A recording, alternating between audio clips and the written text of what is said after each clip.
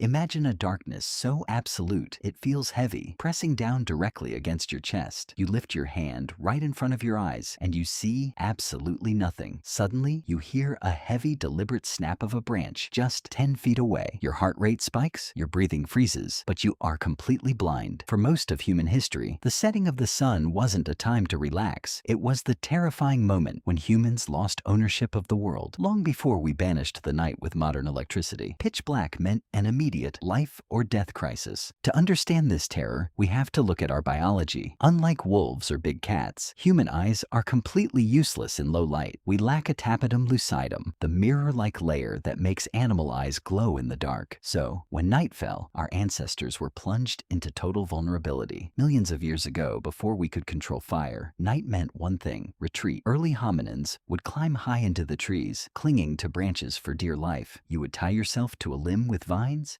trying not to make a single sound. Below you, in the shadows, the true masters of the night were waking up. Giant, nocturnal predators, like the sabertooth cat, possessed perfect night vision. They could track the scent of your sweat and the sound of your rapid breathing. If you fell asleep and slipped from the branch, you were dead before you hit the ground. The night was a psychological prison of pure isolation. But then, roughly 1 million years ago, everything changed. Humans tamed fire. Fire didn't just cook food, it completely rewrote the rules of the night. A single campfire created a physical dome of safety, pushing the darkness back by 30 feet. For the first time, humans could look into the dark and stand their ground. At the edge of the fire's glow, you would see pairs of glowing yellow eyes watching you. Predators that used to hunt you were now terrified of the dancing flames. Inside this circle of light, a beautiful evolutionary shift occurred. The campfire extended the human day, giving us hours of extra time. Our ancestors used these dark hours to bond, staring into the flickering embers. Anthropologists believe this is exactly when complex language and human culture were born. The darkness forced us to sit together